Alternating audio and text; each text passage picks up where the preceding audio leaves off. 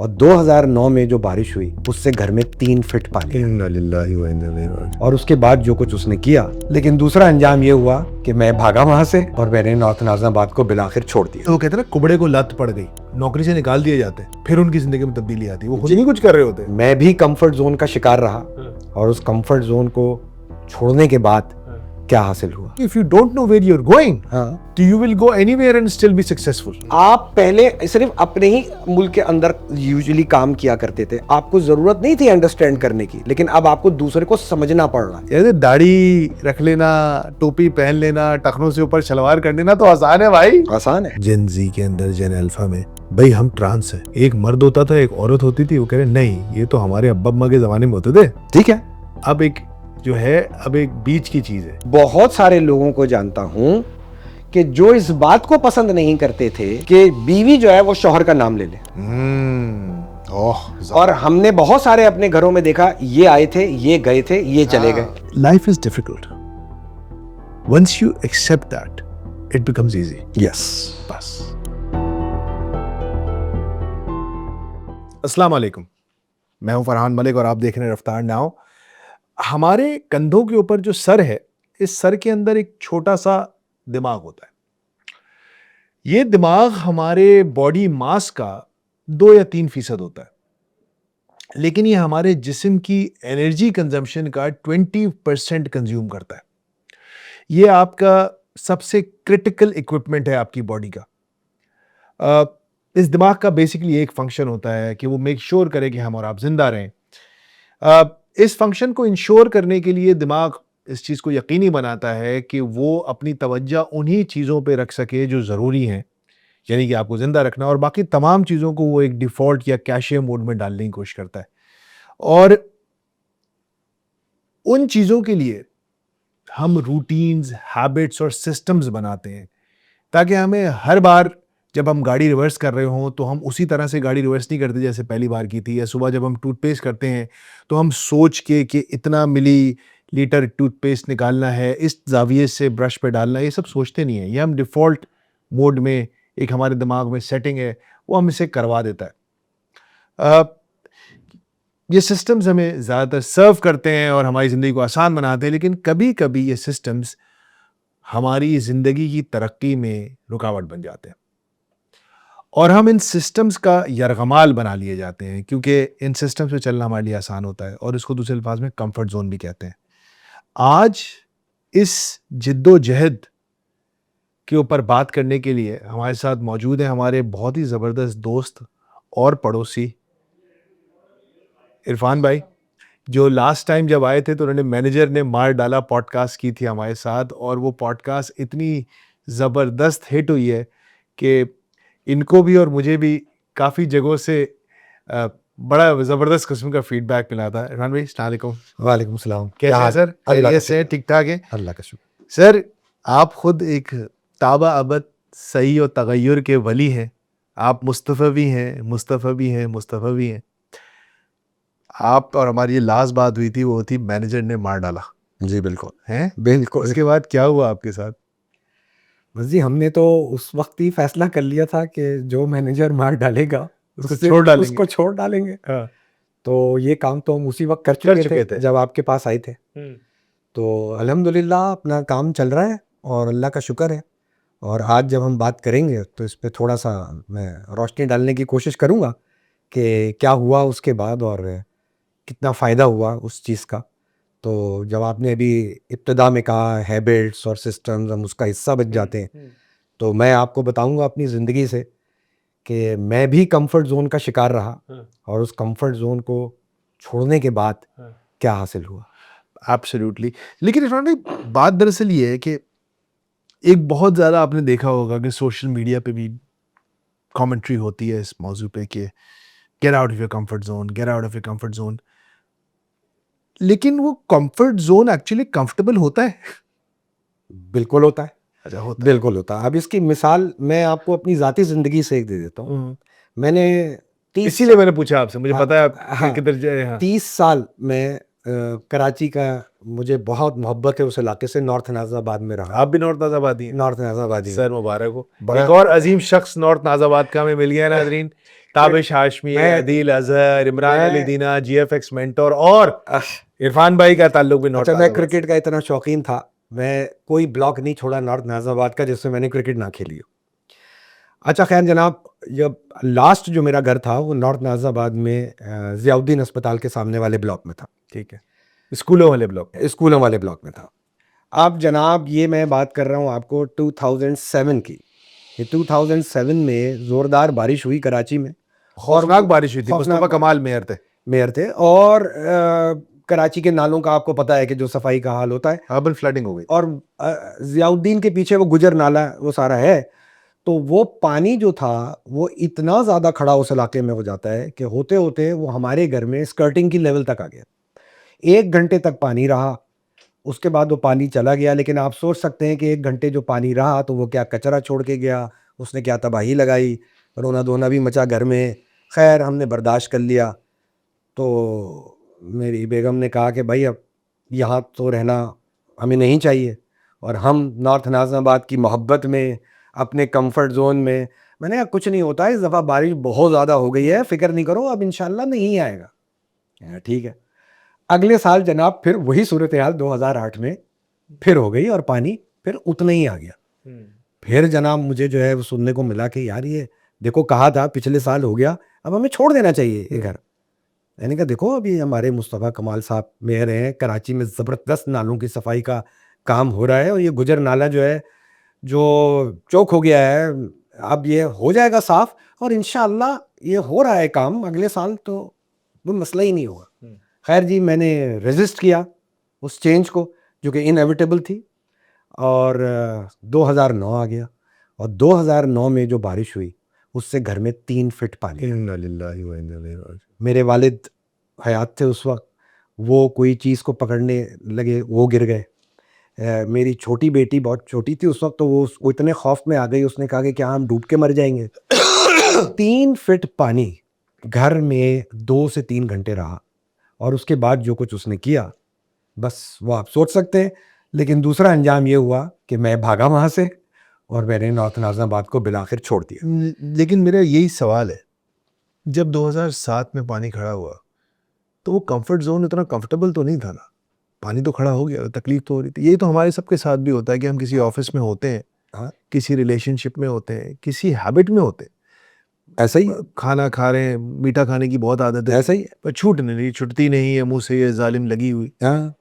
तो वो उससे हमारी सांस भी फूल रही होती है, ब्लड प्रेशर भी खराब हो रहा होता है, तो वो इतना कंफर्टेबल तो नहीं होता। वो रहा तो नहीं था, लेकिन इसके बावजूद फियर ऑफ अननोन एक होता है ना, कि मैं अब इस घर को बेचूंगा, ट्रांजैक्शन करूंगा, The कहीं devil और you know is जाऊंगा। better than the devil you don't. Yes, और इस उम्मीद पर, जिसको आप झूठी उम्मीद भी कह सकते हैं, अरे हो रहा है ना काम, हो जाएगा। और इस चक्कर में जो है आप जो है वो उस कंफर्ट जोन, जो कि थोड़ी सी उसकी सांसें उखड़ना शुरू हो गई हैं, लेकिन आप फिर भी इस उम्मीद पे होते हैं, नहीं नहीं हम वापस आ जाएंगे, हम वापस आ जाएंगे। मैं इरफान भाई इसको थोड़ा और डेलिब्रेट करना चाहता हूँ। मैं डेलिब्रेट इसलिए करना चाहता हूँ कि ये वो बुनियादी फेज होता है जिसको सही से समझना बहुत जरूरी है बिल्कुल। कि आप एक्चुअली क्या वाकयातन, क्योंकि देखिए मैं बड़ा इसका बहुत बड़ा बिलीवर हूं कि चीजों का नाम ठीक होना चाहिए। तो जब हम कंफर्ट जोन कहते हैं, ये एक गलत नाम देने की मुतरादिफ तो नहीं है, क्योंकि लोग तो बहुत तकलीफ में होते हैं उस जोन में, जो भी वो जोन होता है, लेकिन वो फिर भी वो हैबिट जोन ना बोल दें उसको, हैबिट जोन बोल दें, रूटीन जोन बोल दें, कोई भी जोन बोल दें, क्योंकि क्योंकि उस जोन में कोई भी कंफर्टेबल तो नहीं होता, हाँ, मुसलसल तकलीफ में होता है। और क्योंकि जब आप उसको कंफर्ट जोन बोलते हैं तो आप बेसिकली आप ऐसा ही है कि आप जहन्नम को जन्नत का नाम दे रहे हैं। सही है, सही है। हाँ? भाई वो तकलीफ जो है ना, वो तकलीफ भी तकलीफ कंफर्ट जो बन जाती है, वो तकलीफ भी कंफर्ट बन जाती यही है। मैं समझना चाह रहा हूँ। हाँ, क्या वजह होती है कि इसमें तो कोई शक नहीं है कि वो जिसको हम कंफर्ट जोन के नाम से पुकारते हैं, हाँ, जिस जगह को, वो जगह बिल्कुल भी कंफर्टेबल नहीं होती। वो नहीं होती। लेकिन फिर भी अब एक तो सबसे बड़ा जुल्म ये है कि हम इसको कंफर्ट जोन कहते हैं। तो एक तो मैं और आप आज ये वायदा करते हैं कि हम इसको कंफर्ट जोन नहीं कहेंगे, नहीं कहेंगे, हम लेकिन कहेंगे हमें उसका discomfort एहसास zone। नहीं होता, हमें उसका एहसास नहीं होता, हम सही डायरेक्शन में नहीं जा रहे हाँ, होते। हम मतलब जानते हुए कि ये चीज मुझे तकलीफ पहुंचा रही है, हम उस चीज को गले लगाकर क्यों रखते हैं? I really need you to, देखिए मुझे थोड़ा समझाएं। हाँ, मुख्तलिफ रीजंस हैं। फॉल्स होप, मैंने आपसे कहा ना, मैं अपनी लाइफ ठीक में हो मैंने जाएगा। ठीक हो जाएगा ना, मतलब मैं ये एक दफा हो गया, बार बार नहीं होगा। इंपॉर्टेंट पॉइंट है, हो गया, बस हो गया, इंपॉर्टेंट पॉइंट है। It will go. जैसे कोई रिलेशनशिप है, आपको लगा यार एक दफा गलती हो हो गई गई इससे, गलती, अब तो आ फिर गया, नहीं करेगा। अब पानी आ गया भाई, आ गया यार, कभी कभार और ठीक है, पहली दफा में छोड़ना भी नहीं चाहिए। छोड़ना भी नहीं चाहिए। अच्छा, कराची में तो बारिश जनाब कोई वैसे भी खौफनाक नहीं होती है, तो भाई मैंने कहा कि चलो मैनेज हो जाएगा, तो फॉल्स होप आपकी होती है। फिर दूसरी फॉल्स होप ये है कि इंतजामिया काम कर रही है ना, अब वो देखिए वो मेरे हाथ में नहीं है, लेकिन मैं उन चीजों पर होप लगा रहा हूं जो मेरे कंट्रोल में नहीं है।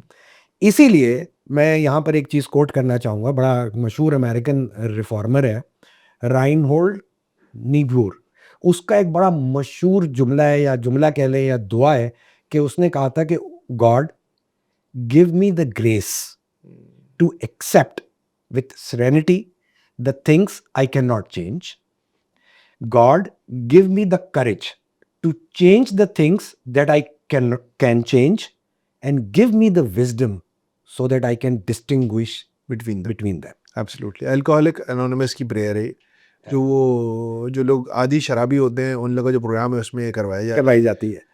बट हाउ डू यू, ये तो अब गॉड बिल्कुल ठीक है, हाँ, सब चीज अल्लाह के पास से ही होती है, लेकिन जब इंसान एक सिचुएशन में होता है, जैसे मैं अपनी बात करता हूँ, हाँ, अपने अपने प्रोसेस की बात करते हैं, जैसे कब इंसान फैसला करे कि मुझे अब रास्ता बदलना है। जुनैद जमशेद का बड़ा मशहूर गाना है ना, हम क्यों चलें उस राह पर जिस राह पर सभी चले, क्यों ना चुने वो रास्ता जिस पर ना कोई गया।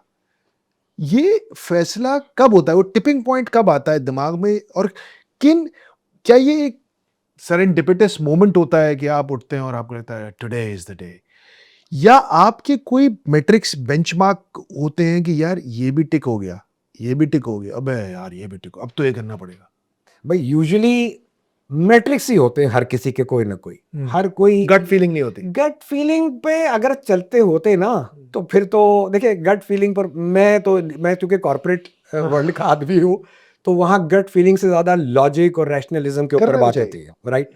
तो मैट्रिक्स ही होते हैं कि भाई ये हो गया, ये हो गया। अब जैसे मैंने आपको कहा, एक जो पहली मिसाल मैंने दी, अभी मैं और आपसे मिसालें शेयर करूंगा, कि यही थी ना लॉजिक, कि जनाब कराची के अंदर बारिश बहुत ज़्यादा नहीं होती, सही। नहीं होगी।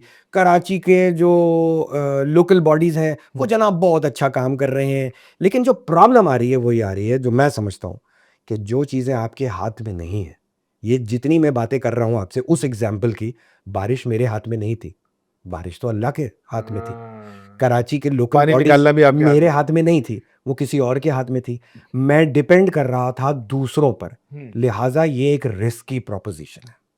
आई वुड से कि आपको हमेशा जिंदगी में उधर गौर करना चाहिए जो चीजें आपके हाथ में। क्या बात। और मेरे हाथ में क्या था? मेरे हाथ में ये था सामान कि भाई उठाऊं और रास्ता सामान बताऊं। उठाऊं, 2 दफा का झटका लग चुका है, निकलूं यहां से, और इससे पहले कि कोई बड़ा क्राइसिस आ जाए या फिर रोना धोना हो जाए और बर्बादी लग जाए, मैं निकल जाऊं। वो मैंने नहीं किया, बिकॉज मैं दूसरों पर डिपेंड कर रहा था। तो मेरा हमेशा पॉइंट ये होता है कि आप अपने ऊपर डिपेंड करें, फिर बेशक अल्लाह ताला पे छोड़ दें, यकीनन अल्लाह ताला के कानून के मुताबिक, लेकिन अपनी कोशिश तो करें, व्हाट यू कैन डू। सो होता क्या है कि लोग अपनी कोशिश नहीं करते हैं जितनी उनको करनी चाहिए। I will give you another example जो मेरी जिंदगी की है। मैं बहुत शौकीन था ब्लैकबेरी के फ़ोन का, जी। और ब्लैकबेरी का फ़ोन तो मैं ऐसे इस्तेमाल करता था जैसे, स्टेटस सिंबल, और वो ऑफिस के मेरे सारे मामलात को भी हल कर देता था। बेहतरीन फोन था। दोनों बच्चियों ने, छोटे छोटे जब फ़ोन आने शुरू हुए, उनको एंड्रॉयड फ़ोन दिलाए। दोनों बच्चियों ने कहा कि अब्बू आप जो है वो एंड्रॉयड यूज़ कर ले। मैंने कहा नहीं बेटा, मेरा ब्लैकबेरी जो है वो ज़बरदस्त फ़ोन है, और मुझे ज़रूरत नहीं है किसी एंड्रॉयड की। और ये मैं बात कर रहा हूँ आपको शायद 2012 की। अच्छा जनाब, मैं अपने कंपनी के काम से सिंगापुर पहुंचा। वहां पर जाके मैं सुबह सुबह पहुंच गया। होटल वालों ने कहा जी आपका चेक इन टाइम 12 बजे का है। मैंने कहा चलो कोई बात नहीं, आप मुझे वाईफाई से कनेक्ट कर दें। अब वो वाईफाई से कनेक्ट ही ना हो मेरा फ़ोन। अब मैंने कहा यार मुझे तो घर मैसेज करना है। उन्होंने कहा जी ये वर्क स्टेशन है, आप इस पर मैसेज कर दें, घर चला जाएगा आपका मैसेज, आपके फ़ोन में कोई प्रॉब्लम है। एनीवे, जब आप चेक इन करेंगे तो आपको टेक्निकल सपोर्ट मिलेगी। 12 बजे के करीब मैंने चेक इन किया तो वो जो बंदा आया मेरे कमरे में, उसने पूरी कोशिश करी जनाब, वो 15-20 मिनट तक वो भी कनेक्ट नहीं कर सका फ़ोन को। आखिरकार उसने, सिंगापुर की मैं बात कर रहा हूँ, उसने किसी और दोस्त से कांटेक्ट किया और वो कनेक्ट हो गया उसके मशवरे से। ठीक है, चलते चलते वो मुझे क्या कह रहा है, is it your personal phone? मैंने कहा नहीं। You work for an organization? जी जी। आपकी मीटिंग किस होटल ने? मैंने कहा इसी होटल में।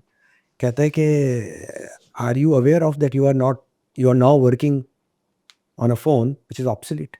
इसकी सपोर्ट पूरे सिंगापुर में मुश्किल से 1-2 आदमियों से को नॉलेज थी।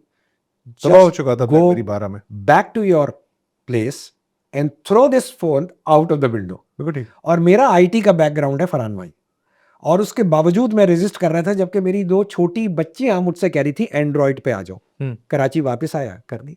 अगेन ये क्या था? Comfort zone. लेकिन इरफान भाई, ये तो आप, मैं कहता हूँ ये तो आप खुशनसीब थे कि कुछ ऐसी सूरत हाल का सामना हो गया कि आपके पास तो अब टेनेबल ही नहीं रहा ना, उस चीज को लेके चलना आपके लिए टेनेबल नहीं रहा। वो इतना झटका लग गया, कफन फाड़ के आपके सामने आ चुका था कि अब आप भी नहीं मानते तो अब आप कैसे नहीं मानते? कैसे नहीं मानते? जैसे खुदा ना खास्ता किसी के साथ कोई, जैसे बहुत सारे लोग होते हैं वो कहते हैं ना, कुबड़े को लत पड़ गई, नौकरी से निकाल दिए जाते हैं, फिर उनकी जिंदगी में तब्दीली आती है। वो खुद नहीं कुछ कर रहे होते, कुछ उनके साथ हालात ही ऐसे हो जाते हैं कि उनके पास कोई ऑप्शन ही नहीं रहता उस तरफ उसके अंदर जाने। सही है। या जैसे आपके घर में रिश्तेदारों में किसी का इंतकाल हो जाए, तो ये तो कुछ ऐसे फोर्स मेजोर्स होते हैं कि जिसके बाद आपके साथ भी एक फोर्स मेजोर हुआ। मैं आपका ओपिनियन समझना चाह रहा हूँ इरफान भाई, सही, कि ये कब और कैसे होता है कि जब आप के ऊपर कोई फोर्स मेजोर नहीं होता और आप पूरी जिंदगी उसी स्टेटस को में गुजार सकते हैं, उसी रास्ते पे चल सकते हैं, और आप ये डिसाइड करेंगे नहीं, ये मैं नहीं करूंगा। मतलब फॉर एग्जाम्पल इरफान भाई, अगर आप जो नौकरी कर रहे थे वो करते रहते, क्या हो जाता? मतलब चले ना, आप बड़ा उसके लिए आप बड़े दलाइल देते हैं उसके हक में, इस फैसले मैं उसके उस फैसले के खिलाफ भी बहुत दलाइल दे सकता हूँ। सही दे सकते और हैं, ये बिल्कुल कोई दे सकते हैं। और ये कोई वो बात नहीं है। हाँ हाँ, बिल्कुल दे सकते हैं, पेपर पे रख के हम इसको चेक नहीं कर सकते, नहीं कर सकते। लेकिन you still did something. Then the question becomes, हम कोई भी काम क्यों करते हैं? तो इरफान भाई, ये तो वो चीजें हो गई ना जो कि फोर्स मेजर हो गया, आपका हाथ अब मोड़ दिया गया है, हालात ने हाथ ही मोड़ दिया आपका कि भाई BlackBerry ऑब्सोलीट हो गया, चलो क्या करोगे? या नौकरी से फायर हो गए हो, क्या करोगे? मैं अभी ये समझना चाह रहा हूं कि जब वॉलंटरीली आपके पास ये चॉइस होती है कि मैं इस रास्ते पे चलता रहूं या मैं वो रोड लेस ट्रैवल का इख्तियार करूं, ये फैसला उन सूरत हाल में किन बुनियाद पे किया जाता है? मेरे जहन में एक सवाल आ रहा है कि क्या इसके लिए ये समझना जरूरी नहीं है कि मैं जो भी रास्ते पे चल रहा हूं, जो भी जॉब कर रहा हूं, जो भी खाना खा रहा हूं, जिस भी रिलेशनशिप में हूं, वो मैं क्यों हूं, मैं उस जगह क्यों मौजूद हूं, वो काम मैं क्यों कर रहा हूं? क्योंकि जब उसका क्यों मुझे नहीं पता होगा, बड़ा अच्छा उसी में लगा रहूंगा। हाँ, उसी में लगा। अच्छा, मैंने कोट पढ़ा था कि if you don't know where you are going, तो you will go anywhere and still be successful. Right, वो सही है।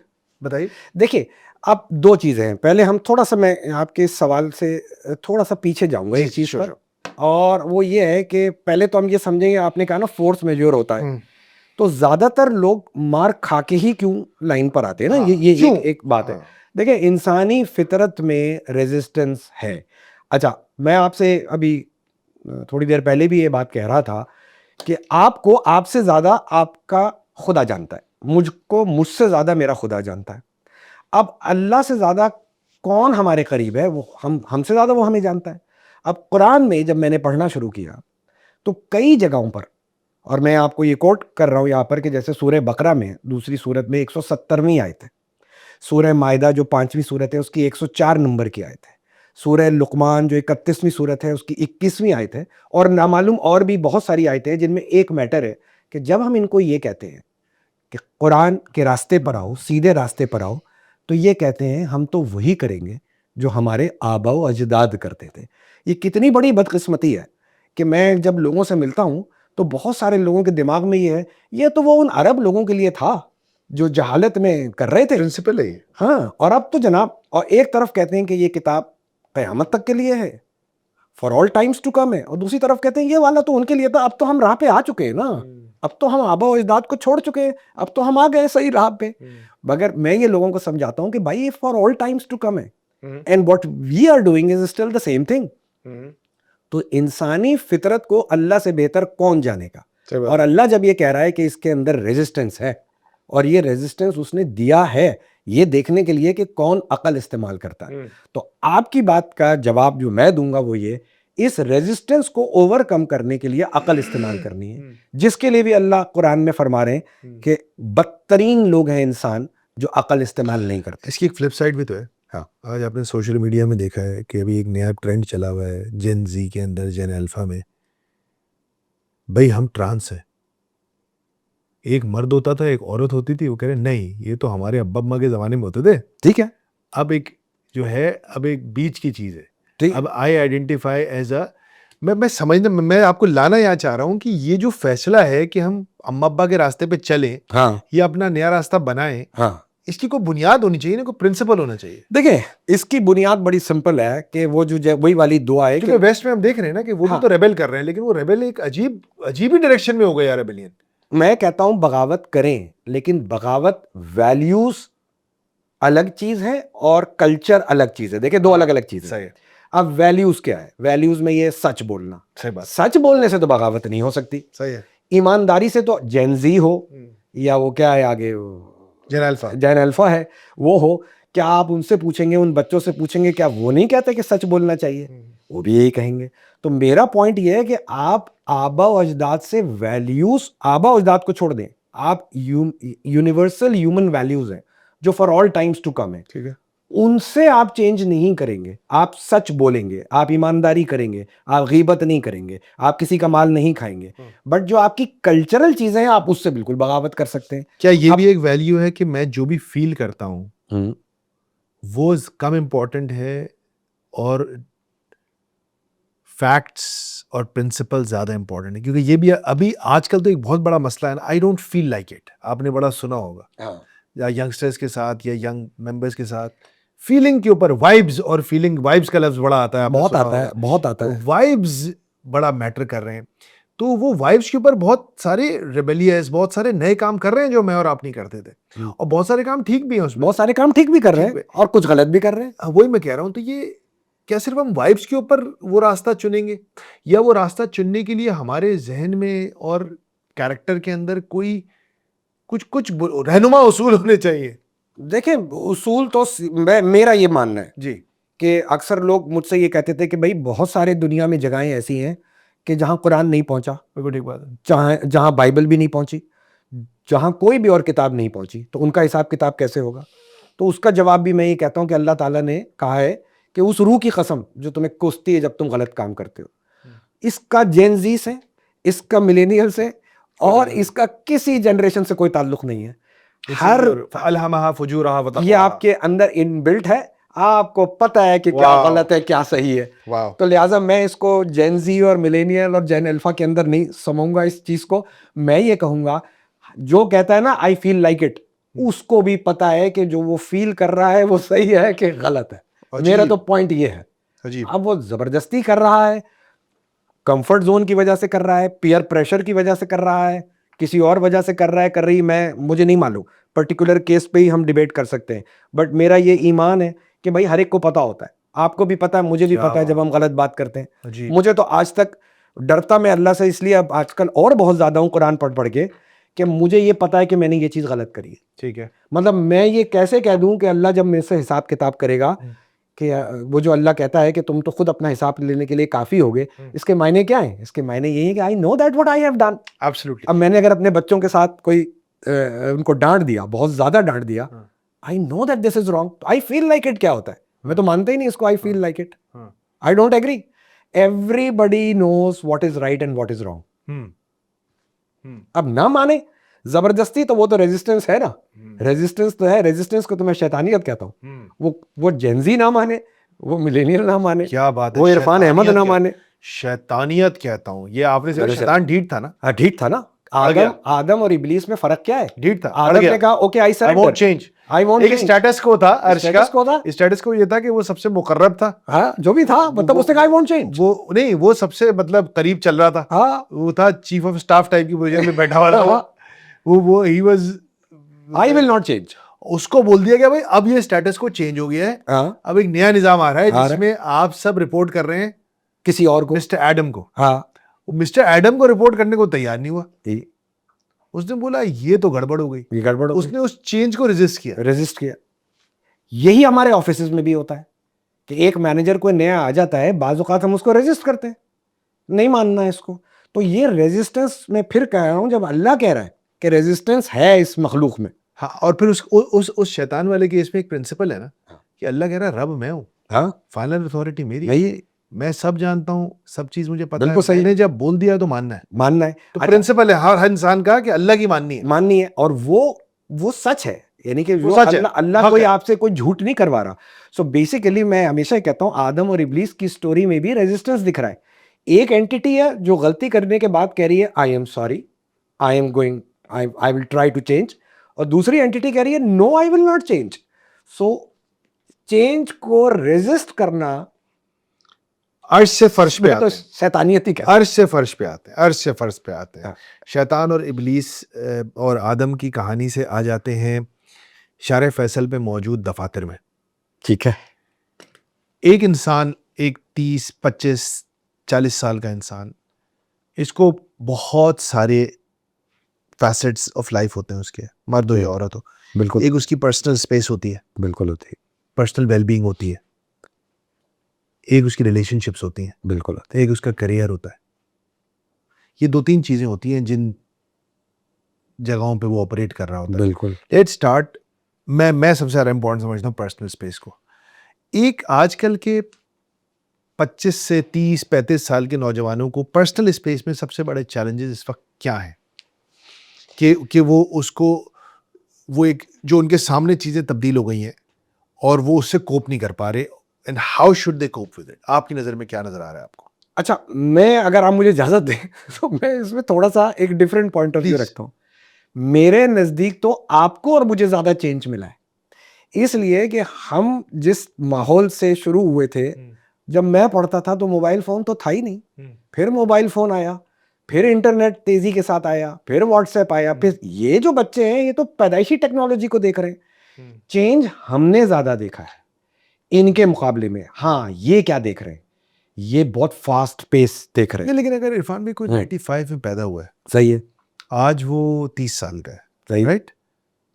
वो जब 15 साल का था तो सोशल मीडिया का बूम आया, 15 साल का हो चुका था वो हो चुका था। फिर अभी 4 साल पहले कोविड आया, कोविड 5 साल पहले। सर कोविड ने तो सब कुछ बदल दिया ना, बिल्कुल बदल दिया। और अब एआई आ गया है। सर हिल तो वो भी रहा है, उसकी भी हिल वो भी रहा है। चुले उसकी हिल रही है सही से, उसको नहीं उसकी भी हिल रही हैं, हाँ। लेकिन हमारी भी बहुत हिली है ना। हम तो बॉस, लेकिन मैं अपनी बात इसलिए नहीं करता हूं क्योंकि हम लोगों ने वो 40 वाली सीरीज में मैनेजर मार डाला में 40 प्लस लोगों को हाँ, अच्छा खासा एड्रेस किया है। आप आजकल पढ़ा भी रहे हैं ना? हाँ, बिल्कुल पढ़ा रहा हूँ मैं। 20 से 25 साल के बच्चे होंगे? नहीं, क्योंकि वो जॉब वाले लोग हैं। अच्छा। तो ये वो लोग हैं जो कि मेरा ख्याल है 27, 28 से ब्रिलियंट। 32 क्या तक के मसाइल हैं उनके? उनके भी मसाइल यही हैं जो मैं समझता हूं कि चेंज जो आ रहा है ना वो बड़ी तेजी के साथ आ रहा है। देखिए, पहले अब मैं पढ़ा रहा हूं इंटरनेशनल बिजनेस। इंटरनेशनल बिजनेस के अंदर भी क्या हो रहा है कि तेजी के साथ दुनिया सिमट रही है, एक दूसरे के कल्चर को समझना पड़ रहा है। आप पहले सिर्फ अपने ही मुल्क के अंदर यूजुअली काम किया करते थे, आपको जरूरत नहीं थी अंडरस्टैंड करने की, लेकिन अब आपको दूसरे को समझना पड़ रहा है, दूसरे को सीखना पड़ रहा है। तो ये जो हमारी जनरेशन जिसकी आप बात कर रहे हैं ना, इसके लिए जो चैलेंज है वो ये कि इसके सामने पूरी दुनिया को समझना है। ये सिर्फ पाकिस्तान के अंदर काम नहीं करेगी। लेकिन इसमें आपको नहीं लगता, एक चीज मैंने फील किया भी आपकी बात से, कल्चर की और इसकी आपने बात की, लेकिन जब ये तो एक ऑफिस स्पेस का हो गया ना, अगर मैं इसको घर में लेके आऊँ पर्सनल, पहले में क्योंकि पर्सनल स्पेस बहुत बड़ा इशू इरफान भाई जो मुझे नजर आ रहा है, मर्द और औरत के रिलेशनशिप के डायनामिक्स में तब्दीली का है। सही है, ऐसा ही है, और उसके नतीजे में बहुत सारे मर्द स्ट्रगल कर रहे हैं, और आप खवातीन के खिलाफ हेट कमेंट्स और हेट की चीजें बढ़ते हुए देख रहे हैं। ऐसे ही कि जहां वो मर्द उस तब्दीली को नहीं डील कर पाए, खवातीन का एक लार्जर, मोर ऑटोनमस, मोर इंडिपेंडेंट किरदार है आजकल रिलेशनशिप्स में। वो मोर एम्पावर्ड हैं, वो पढ़ी लिखी हैं, उन्होंने भी वही दुनिया देखी है, उसी तरह जॉब्स कर रही हैं, सारा ऐसे कुछ हो ही रहा है। तो वो कह रही है भाई टेबल पे हमारी भी कुर्सी रखो भाई, मैं फुल्ली रोटी रख के नहीं आऊंगी बाद में, मैं पहले रोटी वोटी तुम ले आओ, साथ खाएंगे। सही है, ठीक है, सही है ना? ऐसा है। तो ये जो एक बड़ा डायनामिक शिफ्ट आया रिलेशनशिप में, हमारे अम्मा अब्बा के जमाने में ये नहीं था, नहीं था, या हमारे भी जमाने में शायद इतना शुरू में नहीं था, अब ये बहुत ज्यादा है। ऐसे कि ही जब लड़कियां इंक्रीजिंगली हर जगह ज्यादा बैंडविड्थ कंज्यूम कर रही हैं, तो बहुत सारे मर्द इस चीज से स्ट्रगल कर रहे हैं, कर रहे हैं, और वो फिर रेजिस्ट करते हैं उसको। रेजिस्ट करते हैं और करेंगे, अभी और करेंगे। देखिए बात फिर वही आ गई ना कि रेजिस्टेंस टू चेंज आपको अल्लाह बता रहा है, वो मर्दों में भी है, वो औरतों में भी है। अब यहाँ क्या हो रहा है? हाँ। यहाँ ये हो रहा है कि खवातीन तो पहले, अब मुझे याद है कि हमारे दादा जो थे वो खवातीन को तालीम की तवज्जो नहीं देते थे। अब उनके जो भी बच्चे थे उन्होंने तवज्जो बेटों पे तो दे दी किसी हद तक, बेटियों पे नहीं दी। लेकिन मेरे वालिद साहब ने तो मेरी बहनों को सबको पढ़ाया। अब मेरी तो 2 बेटियां हैं। और फिर वो हमारे दादा दादी हमारे बोलते थे, मेरी हमारी बड़ी रिश्तेदार थी, ज्यादा उम्र की थी, हमारी अम्मा की खाला वाला कोई थी, हाँ, तो वो आके, मेरी बहन कराची यूनिवर्सिटी जाती थी, ठीक है, तो कहती थी अरे यूनिवर्सिटी काहे भेज रही हो इसको, हाँ वहां पे तो लड़कियां घास पे जाके लेटती हैं। हाँ अच्छा मतलब उनके दिमाग में था कि लड़की यूनिवर्सिटी में जाके घास पे जाके लेट जाती है। हाँ बताइए। मतलब हाँ, लेकिन एक मसला वही था कि हाँ। लड़की घर से ना निकले। देखिए हमारे यहाँ इसमें अगेन रिवायतों ने, कल्चर ने वैल्यूज को तबाह किया। अब मिसाल के तौर पे मैं अपने खानदान में बहुत सारे लोगों को जानता हूं कि जो इस बात को पसंद नहीं करते थे कि बीवी जो है वो शौहर का नाम ले ले। और हमने बहुत सारे अपने घरों में देखा, ये आए थे, ये गए थे, ये चले गए। ठीक है, अम्मा के मुंह से मैंने नहीं सुना कभी। हाँ, तो फिर तो अब आप ये समझ रहे हैं कि जो लड़की, जो बच्ची पढ़ रही है वो शायद उससे बेहतर पढ़ रही है, जो उसका शौहर है, वो उसको ये आएगी, वो जाएगी, करेगी। तो बहुत सारे खूबसूरत बात। आज भी मैं जानता हूं अपने रिश्तेदारों में जो पसंद नहीं करते और जिन्होंने अपने बेटे की बीवियों को इजाजत नहीं दी हुई है कि शौहर का नाम लें, और इसमें यूज करते हैं रिलीजन को कि साहब नहीं, आप नाम नहीं ले सकते, और जो नाम ले ले। तो जब ये मसाइल आएंगे, यहां पर मर्द का रोल है। वही तो मैं कह रहा हूं, आज के जमाने का जेंजी भी तो, आज के जमाने का लड़का भी तो जेंजी है ना। ही हैज टू अंडरस्टैंड कि भाई अब ये नहीं चलेगा। हाँ, तो वही तो मैं कह रहा हूँ ना, सबसे बड़ी बैटल जो अभी हमारी जो कोर ऑडियंस है 25 से 35 साल की, हाँ, उसको सबसे बड़ा मसला तो यही आ रहा है। नहीं, देखिए मैं बड़ा बिलीव करता हूँ इरफान भाई कि, और आप तो लास्ट पॉडकास्ट में भी आपने कहा था कि भाई साहब अच्छी बीवी, हाँ, अच्छा रिलेशनशिप, बिल्कुल, अच्छी लाइफ, बिल्कुल आपकी जिंदगी सेट है। लेकिन मसला ये है कि जब उधर ही आप एक पावर स्ट्रगल में हैं और आप डिसोनेंस का शिकार है, सही है, सिनर्जीज नहीं है, सही है, रेजोनेंस नहीं है, डिसोनेंस है, सही है, वो कैसे ठीक होगा? सो पहला सबसे इंपॉर्टेंट चीज, आप जो एक अगर, और पहले मर्द लड़कों से बात कर लें, हाँ, और फिर लड़कियों से भी बात करें कि नए जमाने के पर्सनल रिलेशनशिप्स के पावर डायनेमिक्स क्या है। क्योंकि आप माशाल्लाह, मैं आपको पर्सनली जानता हूं, आप परसों भी पसीने में शराबोर अपनी फैमिली के साथ पैडल खेल के आ रहे थे। देखिए नए ज़माने के जो मसाइल हैं उसमें एक सबसे बड़ा मसला जो आ रहा है, जो पूरी दुनिया में, बाहर की दुनिया में पहले आया, अब हमारे यहाँ भी आ रहा है, मुआशी मसाइल। ये मुआशी मसाइल हैं, और अब मैं ये समझता हूँ कि वो वक्त नहीं है कि ख़वातीन काम ना करें। ठीक है, जब ख़वातीन पढ़ेंगी, लिखेंगी, बाहर निकलेंगी, जॉब करेंगी, तो उसके बाद उनकी फाइनेंशियल इंडिपेंडेंस भी आ जाएगी। तो मर्द साहब को सबसे पहले जो ये समझना है, या तो मेरी तरह नॉर्थ नाज़िमाबाद का घर छोड़े मार खा के, ठीक है जी, या मेरी तरह ब्लैकबेरी छोड़े मार खा के, या पहले से समझ जाएं कि जनाब अच्छे रिलेशंस के लिए ये शदीद ज़रूरत इस बात की है कि बराबरी हो, इंसानियत की बुनियाद पर रिलेशनशिप हो। रिलेशनशिप में बहुत सारी चीज़ें ऐसी हैं कि जो मर्द के पास कैपेसिटीज़ हैं, कुछ की ख़वातीन के पास हैं, वो रियलाइज़ दोनों करेंगे। लेकिन पहले ये तो समझ जाएं कि इंसान बराबर है। मतलब पहले हम नाम तो लेना शुरू करें, वहां से तो आगे बढ़े। पहले हम इस बात, मेरे बहुत सारे लोग, रिश्तेदार, दोस्त अहबाब ऐसे हैं कि जिन्होंने आज भी पढ़ी लिखी बीवी को भी इजाज़त नहीं दी हुई है काम करने की। हम्म, एज ए रिजल्ट वो बहुत सारे मुआशी मसाइल में भी मुब्तला है। तो आज की जेनजी को पैगाम मेरा ये है कि भाई आप तो नए लोग हो ना, आपको तो पता है ना, आपके ज़माने में तो आप देख रहे हो ना कि जब मैं एनईडी में पढ़ता था तो उस वक्त इंजीनियरिंग में लड़कियां हार्डली 10% के करीब थी, कोई भरी हुई है। अब भरी हुई हैं 50% है। तो आप तो देख रहे हो ना, आपके सामने जो चेंज आई हैं उनमें से एक अच्छी चेंज ये है कि आप देख रहे हो कि अब लड़कियां माशाल्लाह से खूब पढ़ रही हैं। तो भाई जब पढ़ रही हैं, जब वो लायक भी हैं, इस्तेमाल भी तो करेंगे। तो अब वो उसको इस्तेमाल भी करेंगी।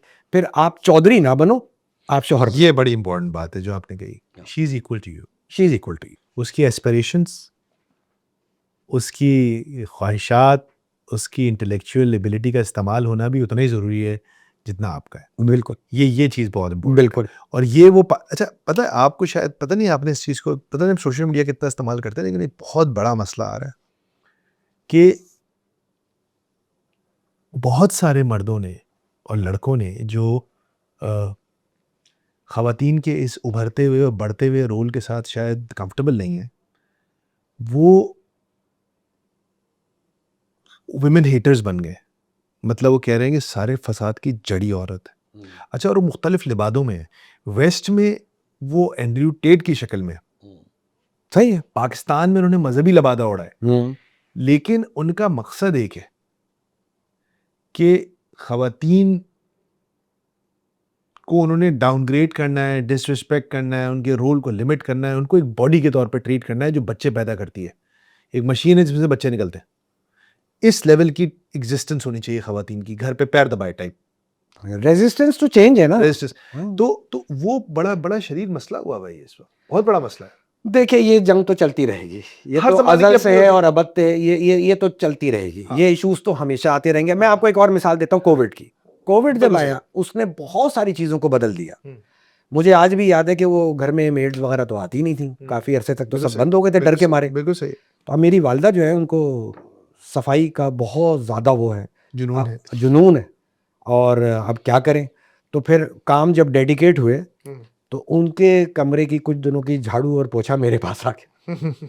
तो उनको बहुत तकलीफ हो रही थी कि मैं कर रहा हूँ, कि मैं कर रहा हूँ, मेरा लड़का कर रहा है। मेरा लड़का कर रहा है भाई। हाँ, ठीक है, लेकिन मैं ये समझता हूँ कि कोविड एक बहुत अच्छी अपॉर्चुनिटी दे गया। अगेन मार पड़ी दुनिया को कोविड से, लेकिन बहुत अच्छी अपॉर्चुनिटी थी जिसमें ख़ास तौर पे, चूंकि हम अभी मर्दों की बात कर रहे थे, कि मर्दों को ये एहसास हुआ कि वो कितना बेनिफिट उठाते हैं घर का कोई काम ना करके। Yes.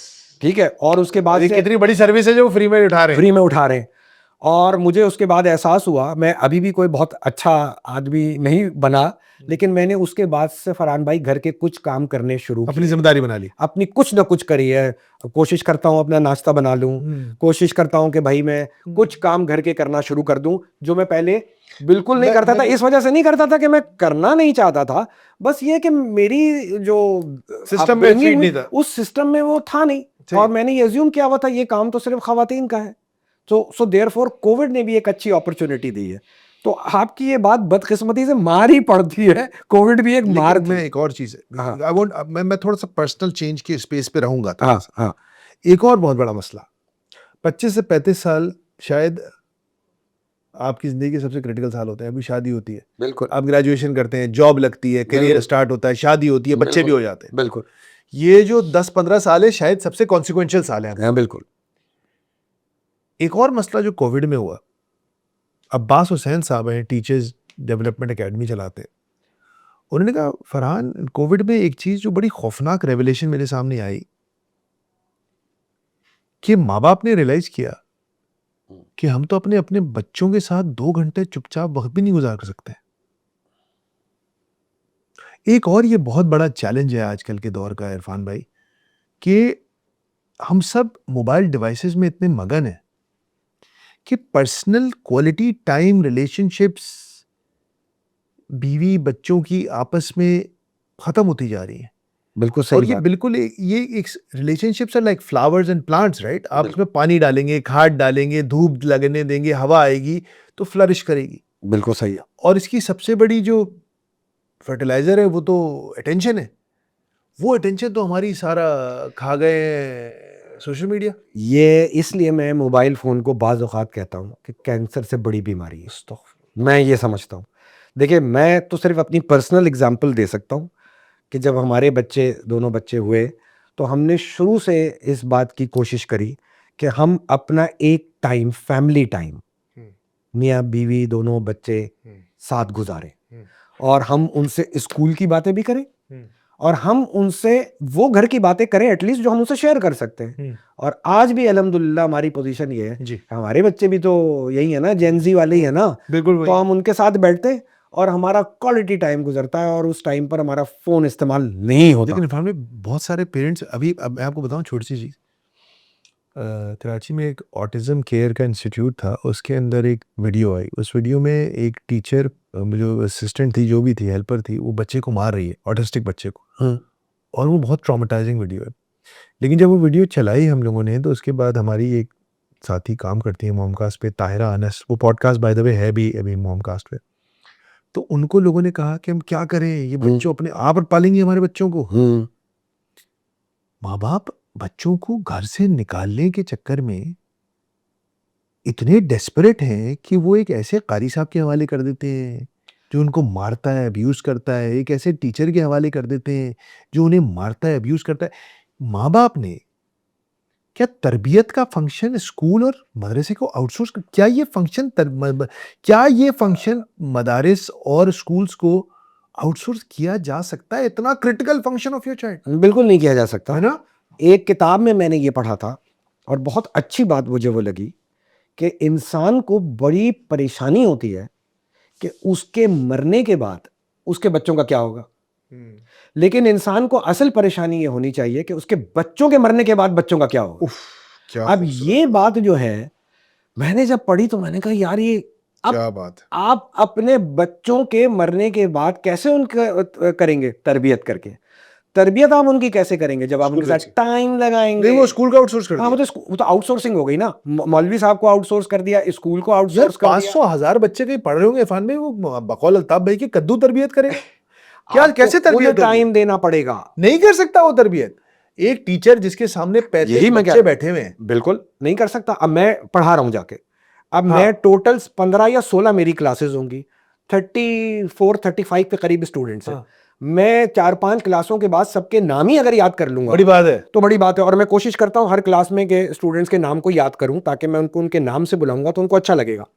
But having said that, मेरे तो एक लिमिटेड एक्सेस है 15 क्लास का। उस 15 क्लास में मैं जो अच्छी बातें करूंगा या मैं कोई उल्टी सीधी या बुरी बातें करूंगा, वो अपना जजमेंट लेंगे मेरे बारे में। लेकिन बेसिकली जो मेरे बच्चे हैं, इनको तो मुझे रोजाना टाइम देना है। ये आउटसोर्स फंक्शन नहीं हो सकता। अगेन, यहां भी रेजिस्टेंस है कि मैं अपना टाइम इधर उधर लगा दूं, रिश्तेदारों में लगा दूं, दोस्तों में लगा दूं। छोड़े सर, फोन पे लग रहा है, फोन पे लगा दूं। मैंने कहा ना, कैंसर से बड़ी बीमारी है।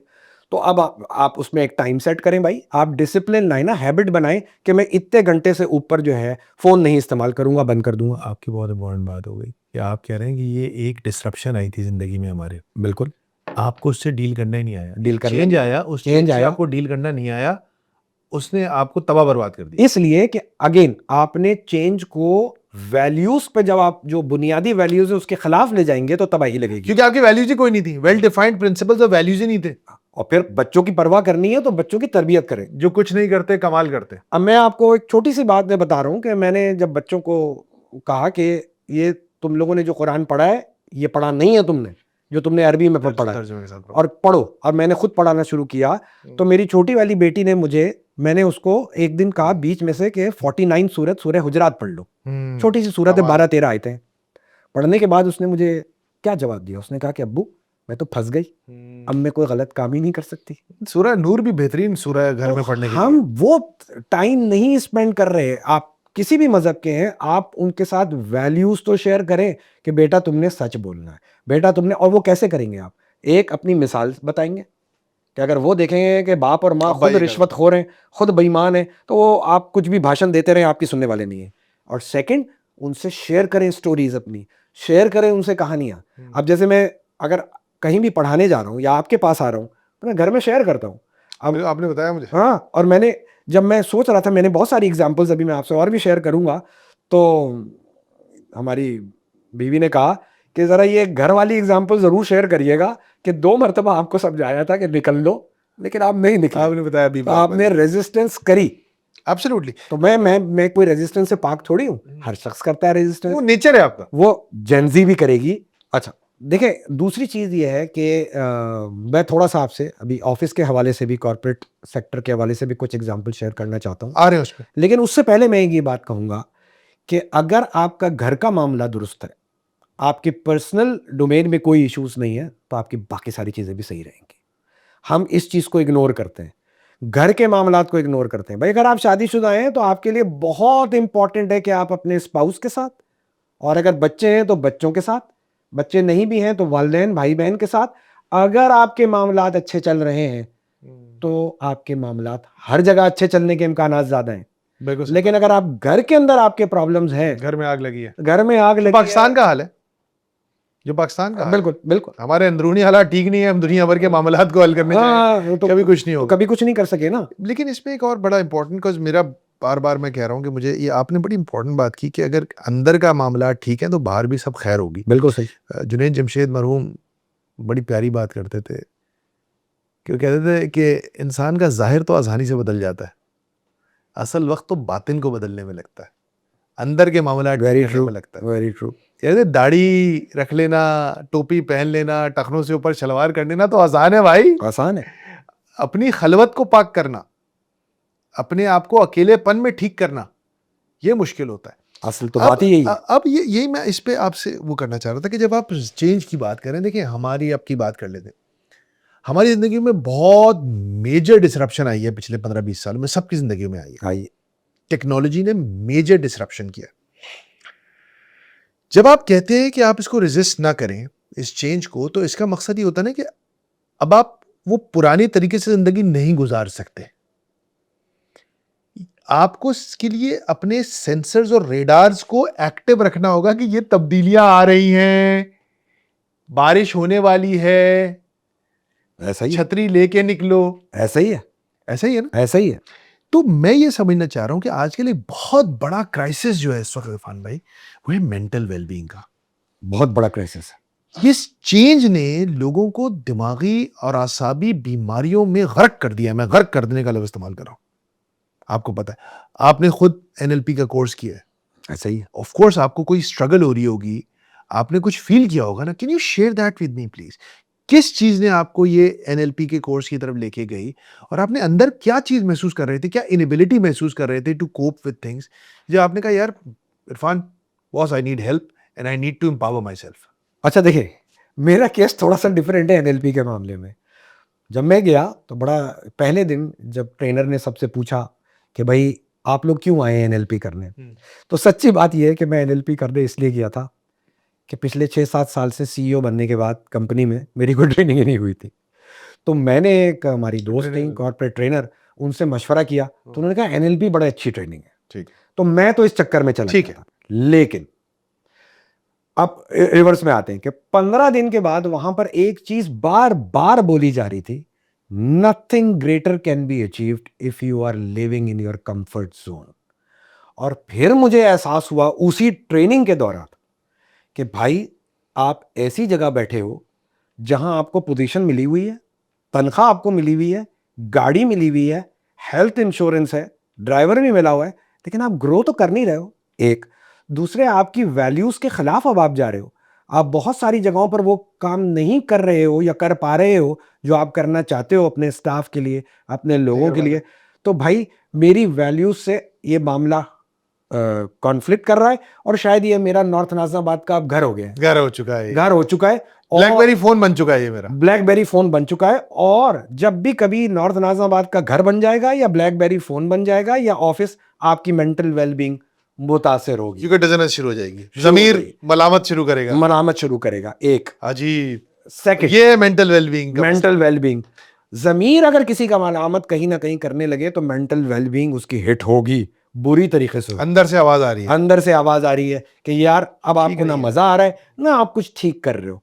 तो ये अजीब। मेरे साथ नहीं है खाली मसला, ये हर एक के साथ होगा। कि इसलिए मैं लोगों को कहता हूं कि जब ये लम्हा आ जाए कि तुम मुतमईन नहीं हो अपने किसी भी काम को करने से, छोड़ दो। और अल्लाह पे भरोसा करो, बड़ी इंपॉर्टेंट अल्लाह पे, मैं फिर कह रहा हूँ, अल्लाह पे भरोसा करो, उसने पैदा किया है वही देगा, और तो ऐसे ऐसी जगहों से लेकर आएगा। अल्लाह कह रहा है बगैर हिसाब के दूंगा, वहां से दूंगा जहां से घुमा। आई एम सॉरी, मैं बार बार मतलब इसमें कोई हमारा ये रिलीजियस प्रोग्राम नहीं है, लेकिन मैं कोट करता रहूंगा। सूरह यूसुफ 12वीं सूरत के अंदर एक आखिर में जब हजरत यूसुफ कामयाब हो जाते हैं और हुक्मरान बन जाते हैं, तो अपने वालिद हजरत याकूब से कहते हैं कि मेरा रब गैर महसूस तरीके से अपनी बातों को पूरा करता है।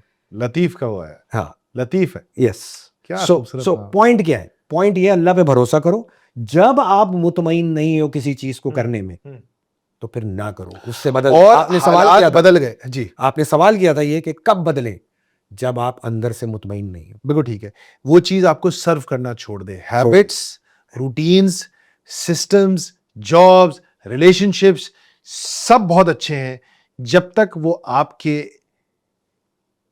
पर्पस को, आपके प्रिंसिपल्स को सर्व कर रहे हैं। अब आप हेल्थ पे आ, वो इकबाल का शेर है ना कि उससे निकले तो तकबीर भी फितना, वो क्या शेर है इकबाल का? हाँ बिल्कुल, सब मेरे भी मुझे याद नहीं आ रहा। बड़ा खतरनाक शेर है कि भाई साहब कोई चीज, वो मस्जिद ज़रार थी, उसको गिराने का हुक्म दे दिया अल्लाह ने कुरान में। बिल्कुल मस्जिद थी, बिल्कुल, अल्लाह ने कहा भाई साहब ये मकसद को सर्व नहीं कर रही, मकसद को सर्व नहीं कर होगी मस्जिद, बिल्कुल गिराओ उसको। आपके दीन का प्रिंसिपल बड़ा क्लियर है, बिल्कुल, कि इन्नमल आमालू बिन्नियात, बिल्कुल ऐसा ही। Why is very important. So if the why, in the why के क्या प्रिंसिपल है वो आपने डिस्कस कर लिया, वो वैल्यूज हैं, उसके अंदर अल्लाह के अहकामात हैं, उसके अंदर रसूल करीम सल्लल्लाहु अलैहि वसल्लम की सुन्नत है, उसके अंदर कुछ ग्लोबल मतलब eternal accepted values, universal values हैं for all times to come. तो उन चीजों से जब मुतसादिम हो जाए चीजें, चाहे वो कोई भी चीज हो, कोई भी चीज हो, पहले वो टेक्नोलॉजी क्यों, कभी कभी हो सकता है टेक्नोलॉजी मुतसादिम हो जाएगी। नहीं, टेक्नोलॉजी तो मुतसादिम होती है, उस वक्त हम उसके ऊपर हम उसको छोड़ेंगे, अडॉप्ट नहीं करेंगे, नहीं अडॉप्ट करेंगे। अब मैं आपको एक मिसाल देता हूँ, पिछली one of my previous companies, तो ये बहुत पुरानी बात कर रहा हूँ, जब ईमेलें आना ऑफिस में शुरू हुआ था, ईमेल का निज़ाम, तो हमारे बॉस थे, कंपनी के सीईओ थे, वो खुद ईमेल नहीं करते थे, उनकी एक सेक्रेटरी थी उस जमाने में, वो करती थी। अच्छा, वो होता क्या था, वो ईमेल करते थे, वो ड्राफ्ट उसको लिख के देते थे हाथ से, वो उस ड्राफ्ट को सेव करती थी, प्रिंट करा के उनको देती थी, फिर उसको वो दोबारा देखते थे, और उनकी राइटिंग उसको अक्सर वो कभी कभार कुछ अल्फाज को समझ नहीं पाती थी, फिर उसमें चेंज करते थे, फिर वो दूसरा ड्राफ्ट देती थी, फिर वो उसके ऊपर ओके लिखते थे, फिर वो उनकी आईडी को यूज करते हुए ईमेल करती थी। नाउ ये चीज चलती रही, मैं उनको कहता रहा, at that point of time I was head of IT, तो मैं उनको कहता रहा कि सर ना करें, आप ईमेल खुद यूज करें। अरे नहीं मियाँ, मैं सेफ्टी का भी इशू है, मैं नहीं, हाँ लेकिन उस वक्त तो यार मैं नहीं कर रहा, मैं कंप्यूटर यूज नहीं करूंगा। अच्छा, हमारा रीजनल डायरेक्टर जो ब्रिटिश था, वो आता था और आते के साथ ही मुझे कहता था, इरफान कोई कमरा मुझे दो, कोई वर्क स्टेशन दो। वो ईमेलें खुद करता था, उनका बॉस। एक दिन क्या हुआ कि वो बेचारे परेशान अपने कमरे में बैठे, मुझे बुलाया, मैंने कहा क्या हुआ सर? चले यार, वो उस रीजनल डायरेक्टर को कहने के उसकी ईमेल आई थी कि 2 घंटे के अंदर जवाब चाहिए कि आपका व्यू क्या है, हमने इतना हेड काउंट कम करना है कंपनी का पूरे रीजन में उससे, और अगर 2 घंटे में जवाब किसी भी कंट्री के हेड का नहीं आया तो मैं ये अज्यूम करूंगा कि आप 10% कम कर लेंगे और मैं लंदन हेड ऑफिस को इन्फॉर्म कर दूंगा। चले, हमने एक ड्राफ्ट लिखा, उस ड्राफ्ट का प्रिंट आया, फिर हमने उस ड्राफ्ट में काफी तब्दीली करी। बाय द टाइम वो ड्राफ्ट 3 ड्राफ्ट हुए, 2 घंटे गुजर गए। उसने कहा आपका जवाब नहीं आया, तो मैंने आपका तो एज्यूम कर लिया, चले इरफान मुझे ईमेल सिखा दो।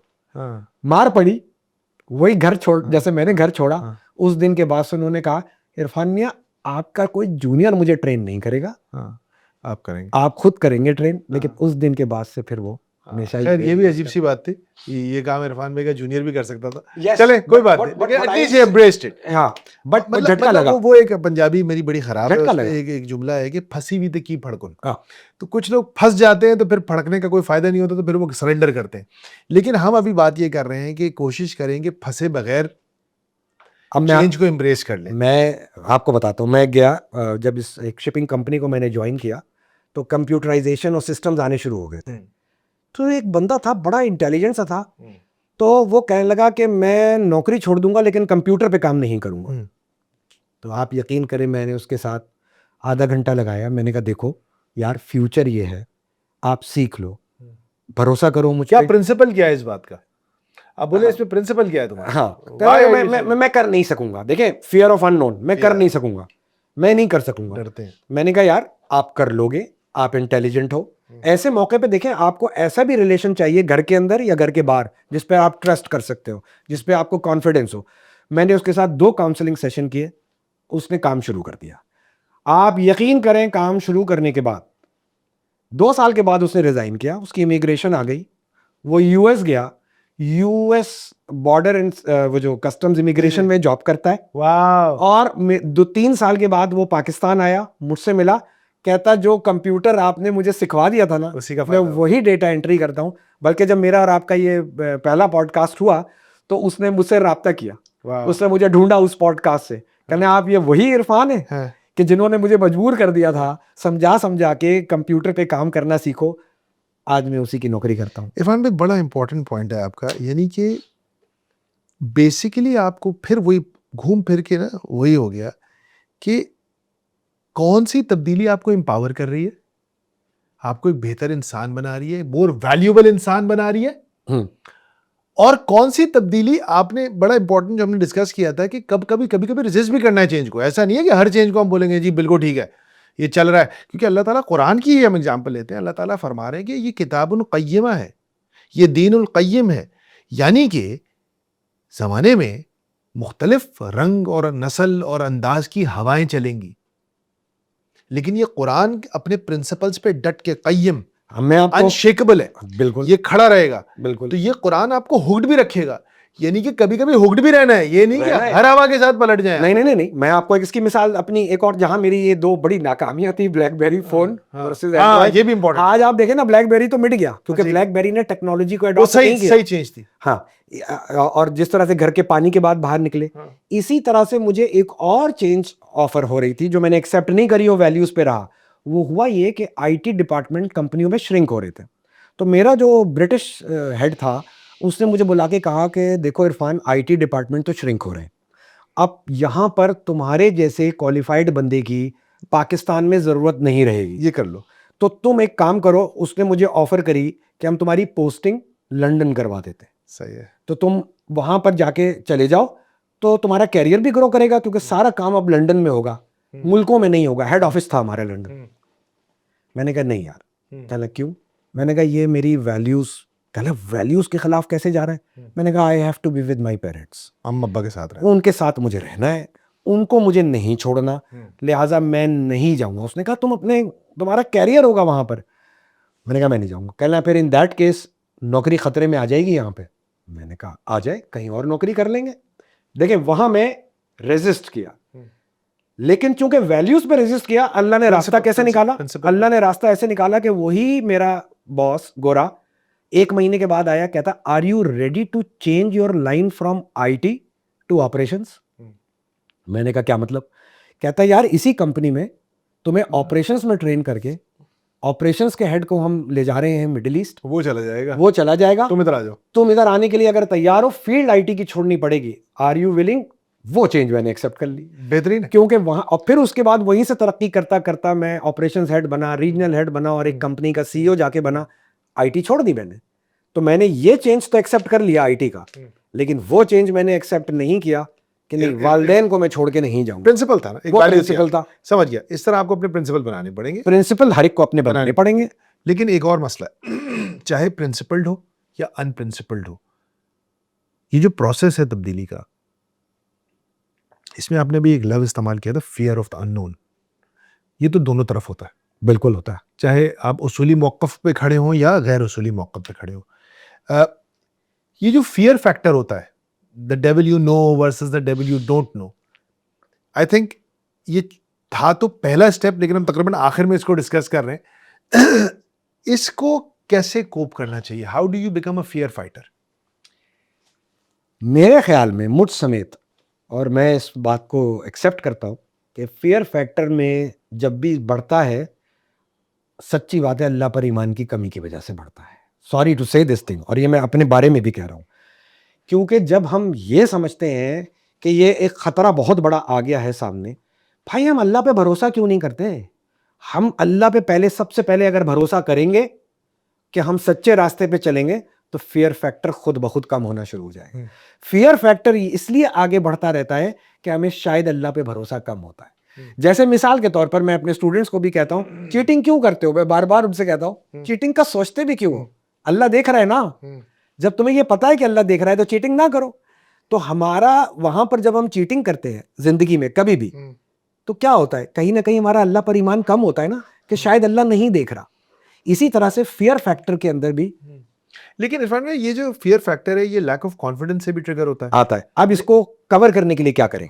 लेकिन मैं वही आ रहा था कि लैक ऑफ कॉन्फिडेंस, लेकिन अक्सर इरफान भाई लैक ऑफ कॉन्फिडेंस कॉम्पिटेंस की कमी की वजह से भी यस, तो कॉम्पिटेंस को बढ़ाएं, इसी पे अपने अपने इल्म को बढ़ाएं। आप कंटिन्यूअस पढ़ते रहें, किताबें पढ़ें। उन लोगों आपने के अल्लाह पास पे भरोसा तो करना है, करना है। लेकिन उससे पहले की तो उससे भी पहले आपको कॉन्फिडेंस पे भी तो काम, वैल्यू पे भी तो काम। ओ 100% अल्लाह पे भरोसा करने के साथ साथ जब अल्लाह कह रहा है मैं इस कौम की हालत नहीं बदलता, ये भी कुरान में, जो अपनी हालत खुद ना बदले, 13वीं सूरत 11वीं आयत। इसी तरह से आपको सबसे पहले अपने इल्म का इजाफा करना है। अगर आप टेक्नोलॉजी को अडॉप्ट नहीं करेंगे, जैसे मैंने नहीं किया, आप पीछे रह जाएंगे। आपको इस बात को भी देखना है, ऑफिस के अंदर आपका बॉस जिसके साथ आपका कंफर्ट लेवल है वो किसी वक्त भी चेंज हो सकता है। हाँ भाई, वो किसी वक्त भी छोड़ के जा सकता है, वो निकाला जा सकता है। तो लिहाजा आपने तमाम चेंजेस के लिए खुद को तैयार रखना है। आपने अपनी कॉम्पिटेंस को बढ़ाना है, आपने अपनी कम्युनिकेशन स्किल्स को बेहतर करना है। हाँ, ये बॉस हमेशा के लिए नहीं है आपके साथ। आपके साथ नहीं है। हाँ, फिर वही बात, अगर आप घर से खुश हैं, घर में आप बिल्कुल सेट हैं, तो फिर आपको बहुत सुकून का टाइम मिलेगा अपने इल्म को बढ़ाने का, अपनी टेक्नोलॉजी की स्किल्स को बढ़ाने का। आप एआई के ज़माने में आ जाएं, किसी ज़माने में भी आ जाएं, लेकिन अगर आप सुकून में अंदर से नहीं है तो फिर आप डिस्टर्ब्ड शख्स जो है वो कुछ नहीं कर सकता। क्या बात है कि you have to fix the inside to change the world. Yes, इसको मैं I think we have covered all the topics that we had discussed before the podcast. I think वो एक हमारे बचपन में एक बड़ा ज़बरदस्त शेर था कि वो हमने तो उस गाने की मिल्ली नगमे के तौर पे सुना था कि हम ताबा अबद सही हो तगय्युर के वली हैं, हम मुस्तफ़वी मुस्तफ़ा। आपकी पूरी इस गुफ्तगू के दो ही पॉइंट्स हैं, सही और तगय्युर। बिल्कुल ऐसा ही है। एफर्ट करो, मेहनत करो, कॉम्पिटेंस बनाओ और तब्दील होते रहो। And based on the Mustafawi principles, yes, laid out by the Prophet sallallahu alaihi wasallam. yes, It's always a pleasure speaking to you, Irfan भाई।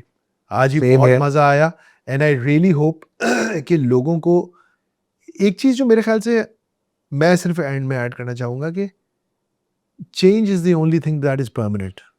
ऐसा ही है। इसको बस समझे कि ये वो बड़ा प्यारा कोट है। मैं जब जेल गया ना तो मैंने ये कोट याद किया। अच्छा, कि life is difficult. Once you accept that, it becomes easy. yes, बस ये भाई को बहुत मजे करने की जगह है नहीं। चैलेंज ये रगड़ा वगड़ा है, लगेगा पिटाई है इधर, ये रगड़े वगड़ा है, यहाँ है, लगेगा, थ्रूआउट लगेगा, लगा है इधर आए हो, गिरते पड़ते हैं। वो अल्लाह ताला कह रहे हैं ना कि गिरते पड़ते मुझसे मिल लोगे आके। तो ये गिरते पड़ते रहने की जगह ज्यादा कोई बहुत हाई एक्सपेक्टेशन लगाने की जरूरत नहीं है कि जन्नत टाइप मॉल नहीं होगा, यार नहीं होगा, वो जन्नत में होगा इंशाल्लाह। लेकिन मैं एंड इसको यहाँ पे करूंगा कि मुझे अगर कोई तब्दीली करनी है ना, या आपको करनी है, तो मुझे अपने ऊपर फोकस करना है, दूसरों पे नहीं। क्या बात है। तो मुझे माइकल जैक्सन मुझे बहुत पसंद। अरे क्या बात है, किंग ऑफ पॉप। हाँ, तो माइकल जैक्सन का एक गाना है जो मेरा ऑल टाइम फेवरेट है। मैं यहाँ पर इसको इधर एंड करूंगा कि उसका एक गाना है जिसके लिरिक्स कुछ इस तरह से हैं, I am starting with the man in the mirror, I am asking him to change his ways. And no message could have been clearer. If you want to make a world a better place, take a look at yourself and make a change. क्या बात है, pleasure, fantastic ending. Thank you. Great. Assalamu alaikum. वालेकुम।